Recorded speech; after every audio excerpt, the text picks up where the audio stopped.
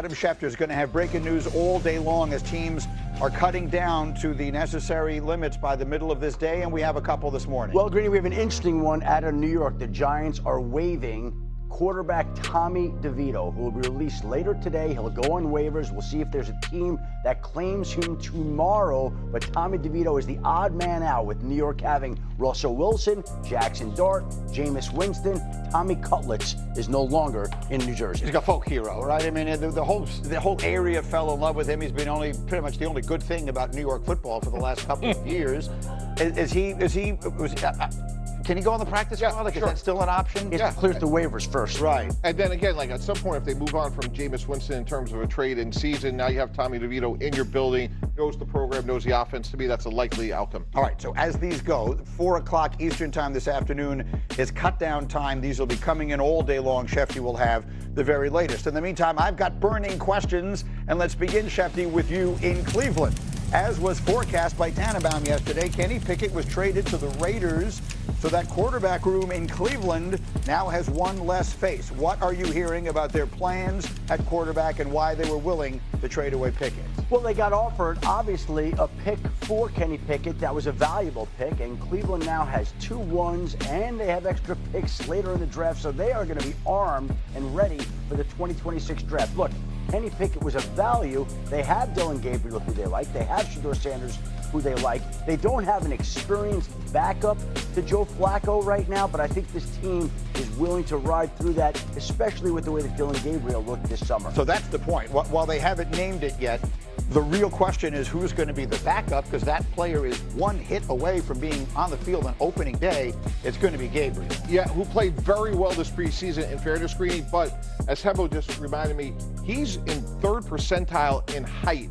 It's really hard to have sustained success in the NFL. Drew Brees is the obvious outlier when you are so short. So to me, it's a big risk. You go from 4 quarterbacks, which we've talked about all summer long, to literally for a 40-year-old quarterback to be backed up by a very unproven, very short by NFL standards 3rd-round pick. Yeah, so we will see Dylan Gabriel, and maybe at some point we will see Shedeur Sanders. That story remains, that quarterback room remains an interesting one. Yeah, I mean, listen, I've always said, like, this season should have an eye towards what you're going to be in 2026 at the quarterback position.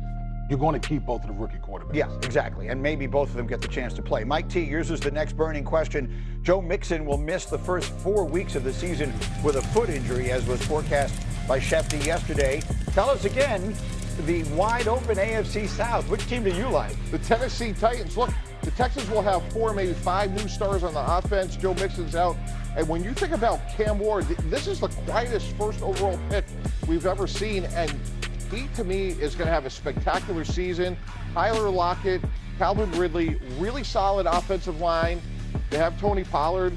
I think this is a team that could compete and win the division this year, Greeny. Don't be shocked if Tennessee is a lot better than most of the forecasts. Speaking of forecasting, according to ESPN Bet Sportsbook, the Pittsburgh Steelers win total for this season is just 8.5. This for a team that's coming off back-to-back 10-win seasons. They've, of course, also lost 6 straight playoff games. As you probably would have guessed, Aaron Rodgers says he doesn't care about what Vegas thinks at all. I don't worry about what anybody's saying, what Vegas has a win total at, or any of that nonsense. Every team every year has periods of adversity that they have to overcome and battle and kind of go through it like the bison running toward the storm. You gotta kind of run to it and embrace it. And if we can do that, then we're going to have a chance to be in the mix. So again, that's why I said, as only Rodgers can. Like only he could say all of that when asked about Vegas's preseason win total projection. That said, it's 8.5, D-Wood. We go over or we go under? I'm taking the over on it. Listen, we're talking about Mike Tomlin and the Pittsburgh Steelers. Like, they sleep their way into, 9-10 wins. Yeah. And that's without, Aaron Rodgers at quarterback. Listen, I get he's 41. And that's a big question mark. Can he play the whole slate of games? But this is the best quarterback situation the Pittsburgh Steelers have had since Big Ben has been there. I think that the biggest question, honestly, the offensive line. The offensive line, if they play well and they play to their strength and protect Aaron Rodgers, come on, I'm taking over.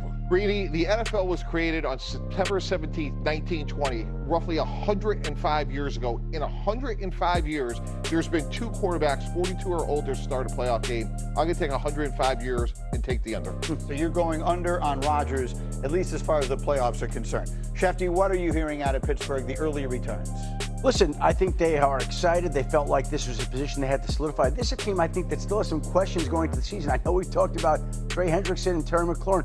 A topic we haven't talked about that's not settled yet is Cam Hayward, the defensive tackle who has talked about retiring if he doesn't get a raise. And they have been unwilling to figure out that situation. So I know we have all these situations that have percolated across the league that have begun to be solved. But Mike is out there, and the topic that hasn't gotten a lot of attention so far is Cam Hayward, who hasn't participated in team drills in practice, with the Steelers getting ready to open their season against your Jets, the 3 of you guys. That's correct, all 3 of us. They're playing against the 3 of us and the rest of the Jets a week from Sunday at 1 o'clock Eastern. And by the way, just so you get a chance to hear it, I've said it a million times, no one says words better than Mike Tomlin does. He had these to say yesterday about his confidence heading into the season. You can trick yourself into being confident. You can hide underneath your desk. I don't worry necessarily about how I feel, the emotional component of it, because it's just that.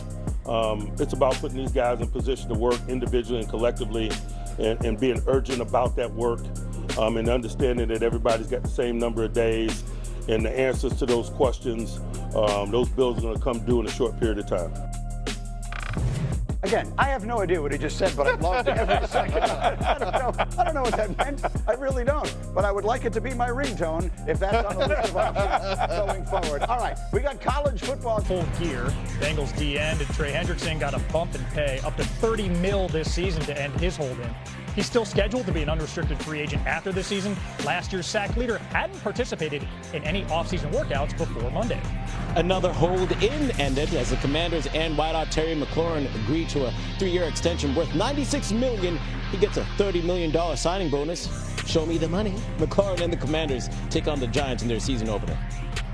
An ankle injury will keep Texans running back Joe Mixon out for at least the first 4 games. Last year's AFC South winners will not activate Mixon from the non-football injury list before today's 4 p.m. deadline.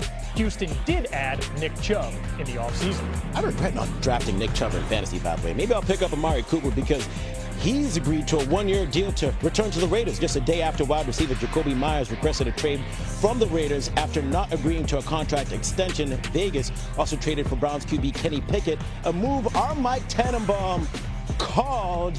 Our GM dropping the mic with that prediction. Mike T joined us now with the mic check. 9 days until the NFL season begins, and you're already in regular season form, brother, which we love. So time to get you back in the kitchen and cook up more for us. Tell us the 4 biggest questions you have before kickoff. Good morning, Scooby. All right, number